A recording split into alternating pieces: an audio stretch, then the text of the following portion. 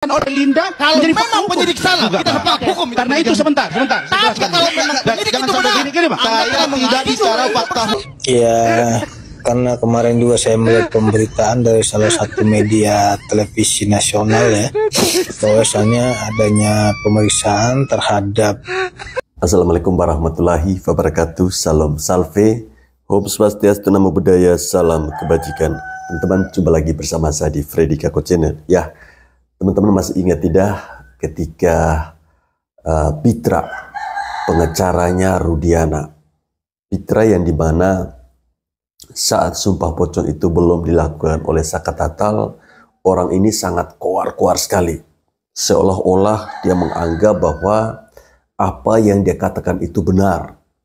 Dan dia selalu menganggap bahwa yang dikatakan oleh orang lain itu selalu salah di mata dia. Ya, ada momen-momen di mana Pitra ini sangat ngebet sekali. Ya, sangat ngebet sekali. Sampai-sampai netizen membuat sebuah parodi yang sangat-sangat lucu. Namun ada pula video di mana Pitra nampak lesuh. Mungkin dia sudah mengetahui ternyata orang yang dia bela ini salah. Nah teman-teman, untuk lebih jelasnya mari kita lihat ya video-video ngakak si Pitra ini ya.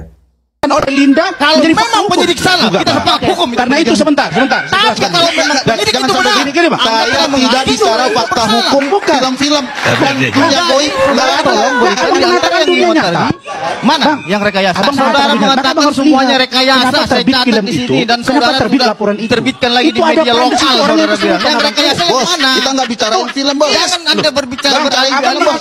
Kita berbicara hukum. Tadi abang berarti abang nggak ikuti dong. Pengacara Bagaimana terbitnya film itu? Bagaimana cerita film itu? Bagaimana terbitnya laporan pendapat saudara? Saya kira Anda tahu nggak keterangan saudara orang tua Eki daripada kita hukum yang bisa berdampak kepada institusi kepolisian Republik Indonesia. Dia sudah mengatakan sudah berusaha, tapi fakta mengatakan nama baik Polri harus kita bang lawyer, abang saya baca di situ praktis hukum coba ya.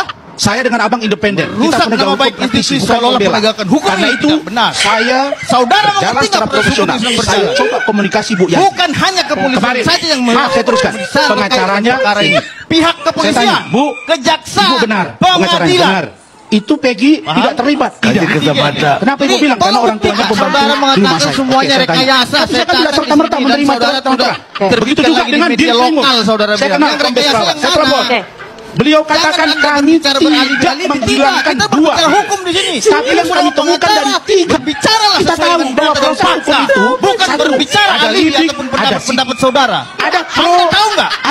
Keterangan saudara yang ada di situ proses pemeriksaan bisa berdampak penuntutan yang dilakukan oleh polisi, jaksa, hakim. Kalau mau saluran ini jalan, itu harus dijaga. Maka nama baik polisi harus dijaga. Tapi jangan sekali jaksa, polisi kejaksaan, hakim, rusak nama baik ini bisa hukum ini. Masalah hukum, masalah hukum, masalah hukum. Bukan hanya saya tidak mau. Baru hari ini ada juru bicara. Saya orang yang pihak kepolisian. Ada juru bicara lain. Kenal ini. Wah, hebat sekali ya para di sini, Pak.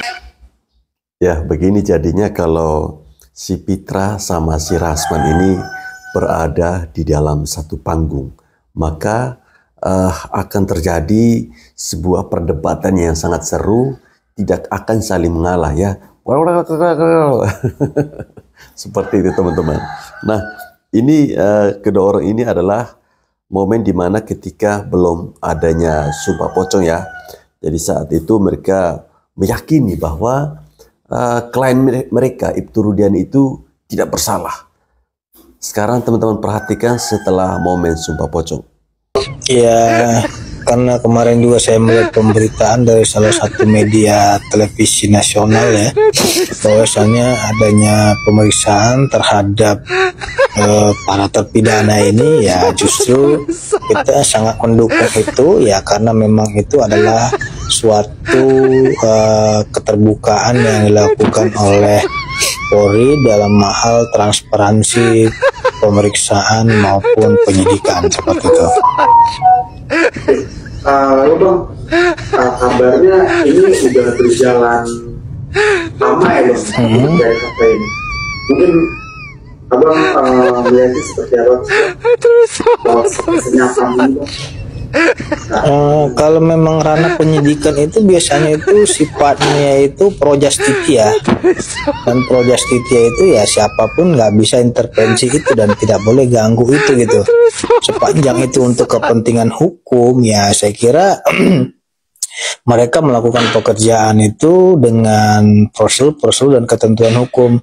Nggak mesti juga harus disampaikan saya melakukan ini, saya mengerjakan ini, saya sedang mendalami ini. Itu nggak mesti harus disampaikan karena itu sifatnya pro justitia seperti itu. dan kabarnya tim pencari fakta dari Mabes ini udah menemui terpidana ini, Bang. Tanggapannya gimana, Bang? Ya, yang saya dapat informasi di salah satu media televisi seperti itu gitu. Saya kira bagus sekali itu, karena nanti kan akan didalami terkait dengan keterangan mereka, apakah mereka ini berbohong atau tidak, nanti kan akan diketahui gitu. Mungkin Abang ada petunjuk mungkin dari sisi mungkin apa aja yang udah digali sama tim pencari fakta ini juga. Kalau masalah ranah penyelidikan itu saya tidak mengetahui itu, karena dia sifatnya adalah untuk pro justitia yang hanya mengetahui itu saya kira tim asistensi tadi gitu, apakah materinya bagaimana, tujuannya, arahnya kemana, itu kita nggak mengetahui itu gitu. Mungkin terkait yang 7 pidana sudah bahkan sudah sampai di standar sinyal dari tim pencari fakta Mabes Polri. Mungkin ada kayak macam bukan ketakutan ya, tapi kayak ini langkah-langkah yang mungkin kita harus waspada atau segala macam. Kita nggak ada waspada atau hal apapun ya, apalagi beliau ini seorang polisi aktif ya, dia tentunya harus patuh dan tunduk kepada institusi gitu. Apain kita harus waspada atau takut? Orang kita benar gitu. Kalau memang Pak Rudiana dimintai keterangan diperlukan ya dia bersedia aja kapanpun, karena itu institusinya yang dia cintai dan dia sayangi gitu. Nah, kalau dibilang ada kepanikan waspada, nggak ada. Karena dia adalah seorang korban. Pitra mengatakan bahwa ya kalau dimintai keterangan dia bersedia kok. Dia kan seorang polisi yang patut. Dia sangat mencintai institusi yang dia kerja. Ngapain panik? Dia tidak mungkin panik. Buktinya teman-teman, setelah diperiksa oleh Propam Mabes Polri, dia pura-pura minta izin keluar. Ternyata dia melarikan diri. Memang pengecara ini dengan dia punya klien ini otaknya mirip-mirip ya, 11-12 gitu. Walaupun memang tidak ada korelasi dengan hukum menurut Bang Pitra, tapi tantangan sumpah pocong ini keluar dari mulut klien Anda, Bang Pitra. Itulah perspektif yang keliru.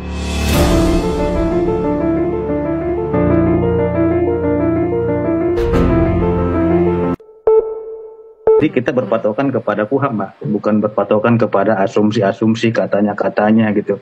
Lagian kalaupun dibuat sumpah pocong itu kan nggak ada urgensinya juga kepada proses hukum yang sedang berjalan ini, karena itu tidak kewenangan daripada mereka. Lain ceritanya kalau memang Pak Rudiana ataupun yang lainnya itu bersumpah di muka persidangan dan dipimpin oleh hakim yang memeriksa perkara tersebut gitu. Jadi kalau nilai pembuktiannya menurut saya juga tidak ada gitu. Dan saya tanggapi juga nggak berfaedah saya tanggapi karena di luar konteks hukum seperti itu, Mbak. Baik. Kalaupun memang tidak ada korelasi dengan hukum menurut Bang Pitra, tapi tantangan sumpah pocong ini keluar dari mulut klien Anda, Bang Pitra. Itulah perspektif yang keliru. Jadi begini, Mbak Patricia ya. Kemarin itu kan ditanyakan kepada Pak Rudiana itu, ini benar nggak anak kandung kamu yang meninggal? Jangan-jangan bukan anak kandung kamu loh, kata mereka. Terus satu lagi, katanya anak kamu masih hidup nih. Nah, jadi beliau menjawab, benar Bang, itu anak kandung saya, ya kan? Dan saya juga bersiap bersumpah kalau bukan itu anak kandung saya, gitu loh. Dan kalaupun itu bukan anak kandung saya yang meninggal, 7 turunan hancur semuanya. Jadi beliau itu menegaskan bahwasannya yang meninggal itu adalah anak kandungnya. jangan juga ini dipelintir kepada hal-hal yang macam-macam. Ini kan yang saya lihat ini informasinya bertambah-tambah gitu. Dari A bisa menjadi Z, C, D, D, dan lain-lainnya. Jadi itu hanya tegasan menjawab pertanyaan daripada saudara HP.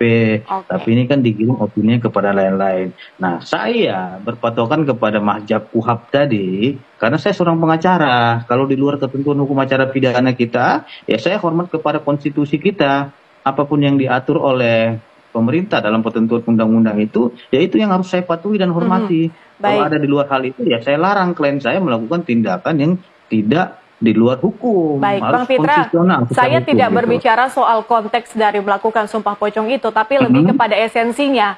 Kalau Anda kemudian esensi dari sumpah pocong itu maksudnya. Jadi kan kalau Anda berbicara soal ini harus berkaitan dengan hukum, tapi klien Anda menyebut soal sumpah pocong. Jadi begini Mbak Patricia, kalau kita lebih percaya kepada esensi peradilan sosial seperti itu, berarti nggak berguna dong ada di sini hakim, pengadilan, kepolisian, kejaksaan. Nah kalau begitu nanti ada pembunuhan contohnya di sana, terus tiba-tiba yang dicurigai dia bunuh, saya bersumpah pocong, terus dibiarkan seperti itu. Enggak, semua itu harus melalui proses pemeriksaan.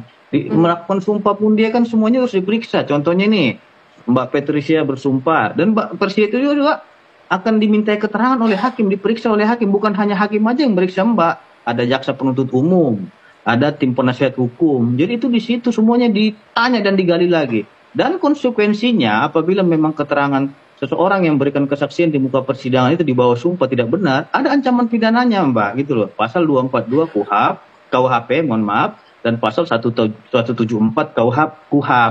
Jadi kalau memang ada yang tidak benar, ya silakan proses secara pidana. Jangan melakukan trial by the medsos ataupun trial by netizen gitu loh. Kita tidak ingin melakukan peradilan media sosial karena kita percaya kepada para penegak hukum kita. Kita percaya kepada kepolisian, kita percaya kepada kejaksaan, kita percaya kepada pengadilan. Kalaupun seumpamanya di dalam proses pemeriksaan penyelidikan atau penyidikan itu tidak benar, tentunya kan akan ditolak oleh jaksa penuntut umum gitu. Jaksa penuntut umum melakukan penelitian juga apakah berkasnya itu lengkap atau tidak, atau sudah cukup bukti atau tidak gitu. Jadi kita memang mengacu kepada ketentuan KUHP ya Mbak, tidak mengacu kepada hal klinik dan lain-lainnya juga.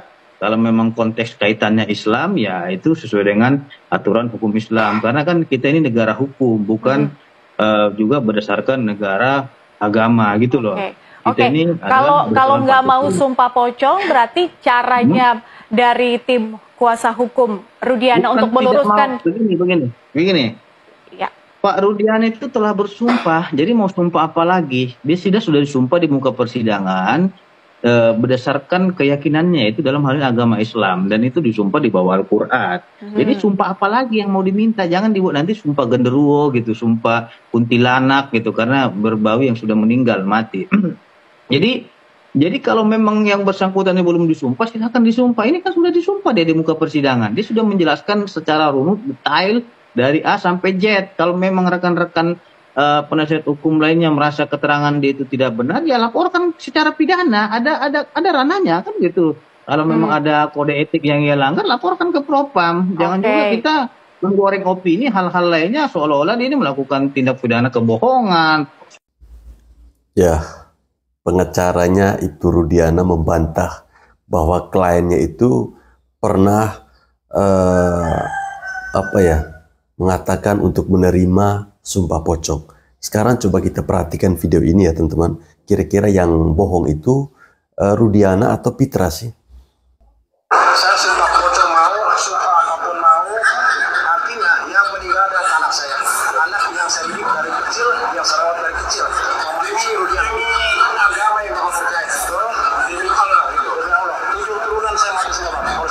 Saya sumpah pocong mau, sumpah apapun mau ya, demi meyakini kalau itu adalah anak saya meninggal.